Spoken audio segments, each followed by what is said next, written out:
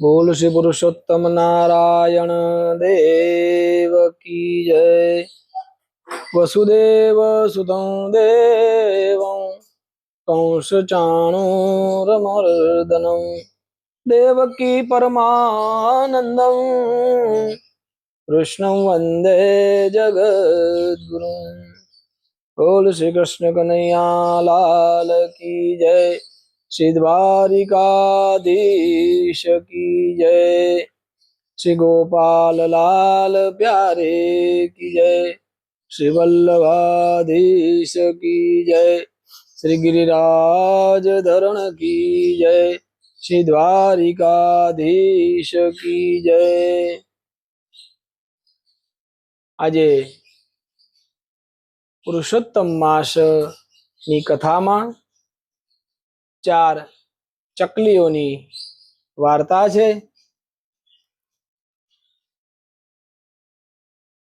એક ગામમાં તળાવના કિનારે એક ઝાડ હતું। ઝાડ ઉપર 4 ચકલીઓ રહે। એવામાં અધિક માસ આવ્યો છે। ગામની વહુવારીઓ તળાવને કિનારે વાસણ માંજવા આવે છે। ઝાડના છાંયડે બેસી અલગ અલગની વાતો કરે।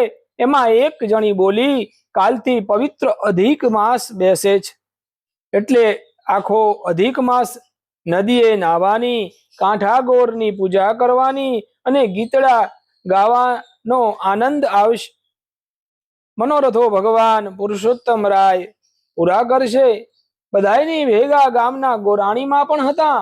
તેઓ બોલ્યા, હે ભાઈ, પુરુષોત્તમ ભગવાનનું વ્રત કરીશું, નકોરડા ઉપવાસ કરીશું, એકટાણા કરીશું, ધારણા પારણાય કરાય। એક જણ બોલી, ભાઈ, આપણાથી તો ઉપવાસ ને એકટાણા થાય નહીં, ભૂખ્યા રહેવાય નહીં।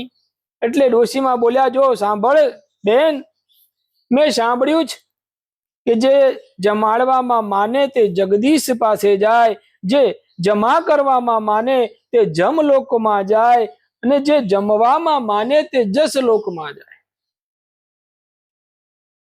એટલે વ્રત નિયમ કરે, જમાડવામાં માને, બ્રાહ્મણોને ભોજન કરાવે તે ભગવાન પાસે જાય છે। ધન દોલત હોય એમાંથી દાન પુણ્ય ના કરે એને જમ આવીને લઈ જાય છે। ઉપવાસ ના કરે, નિયમ લે નહીં, માત્ર ખાવામાં જ જીવડો રહે તે માંદો પડે અને દવાખાને જાય છે। માટે વ્રત અને નિયમ કરવા જોઈએ, ઉપવાસ કરવા જોઈએ। આમ વાતો કરતા બધા વિખેરાયા છે। પેલા ઝાડ ઉપર બેઠેલી 4 ચકલીઓ બધી વાત સાંભળી, ચારે નિમ લીધું। એક બોલી, હું તો આખો માસ ઉપવાસ કરીશ। બીજી બોલી, હું તો એકટાણું કરીશ। ત્રીજી બોલી, હું ધારણા પારણા કરીશ। ચોથી કહે, ના ભાઈ, આપણાથી ભૂખ્યા રહેવાય નહીં, ખેતરે દાણા છે થોકમાં।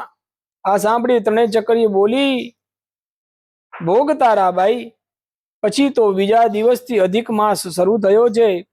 ત્યારે ચકલીઓ સરોવરમાં સ્નાન કરે, ઉપવાસ કરે, એકટાણા કરે, ધારણા પારણા કરે, પરંતુ ચોથી આખો દિવસ ચણ કર્યા કરે। આમ પુરુષોત્તમ માસ પૂરો થયો। સમય જતા 4 ચકલીઓ મરી ગઈ છે। બીજા જન્મમાં ઉપવાસ કરતી હતી એ ચકલી રાજાની રાણી થઈ। એકટાણા કરતી હતી તે મોટા ધનપતિના પુત્ર સાથે લગ્ન થયા। ધારણા પારણા કરતી ત્રીજી ચકલી બીજા જન્મમાં ખાધે પીધે સુખી ઘરમાં પરણી। હવે રહી ચોથી, પણ એ તો ખાવામાં નવરી નહોતી, તેનું ક્યાંય ઠેકાણું પડે નહીં, પરંતુ છતાંય જેમ તેમ કરીને ઠેકાણું પડ્યું। ચોથી એક મજૂરના ઘરમાં ગઈ। એવામાં પુરુષોત્તમ માસ આવ્યો છે। અધિક માસ નાવા આ 4 નદી કિનારે જુદી જુદી આવી, પણ જ્યાં એકબીજાના ઉપર નજર પડી છે, ઓળખી ગઈ। 4ને પૂર્વજન્મનું જ્ઞાન હતું। ઓળખી જતા એકબીજાને ભેટી છે।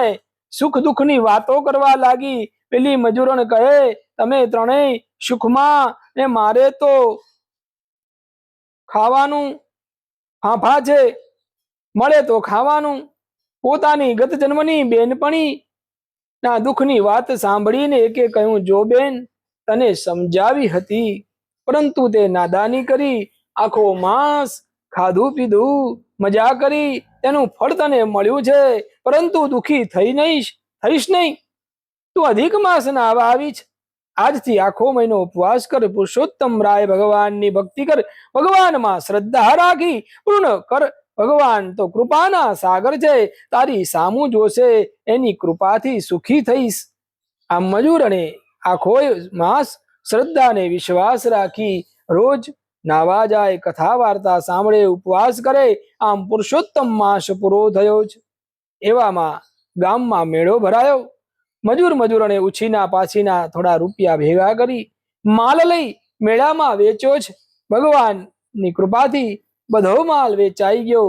બીજો લાવ્યા, બીજો પણ વેચાઈ ગયો. ઉછીના પૈસા લીધા હતા તે પાછા આપતા તેમની પાસે જે વધ્યા હતા એમાં પૈસામાંથી નાનકડી દુકાન કરી. તે ધીરે ધીરે દુકાન ધમધોકાર ચાલવા લાગી. જોત જોતામાં તો મજૂર ધનવાન બની ગયો. મજૂરને પુરુષોત્તમ પ્રભુની કૃપા થઈ છે. કોઈ વાતનું દુઃખ નથી. ખાય પીવે છે ને વ્રત નિયમ કરી મોજ કરે છે. હે પુરુષોત્તમ રાય, સૌના ઉપર આપની અમી દ્રષ્ટિ થશો અને સૌને ફળજો. જેવા મજૂરને ફળ્યા એવા સૌને ફળજો. બોલ શ્રી પુરુષોત્તમ નારાયણ ભગવાનની જય. અચ્યુતમ કેશવમ રામ નારાયણમ કૃષ્ણ દામોદરમ વાસુદેવમ હરે શ્રીધરમ માધવમ ગોપિકા વલ્લભમ જાનકી નાયકમ શ્રી રામચંદ્રમ ભજે. બોલ શ્રી દ્વારિકાધીશ કી જય. અધિક માસની કથા ના વિડીયો તો તમને પસંદ આવે તો લાઈક કરજો, શેર કરજો અને અમારી ચેનલને સબસ્ક્રાઇબ કરજો. ધન્યવાદ.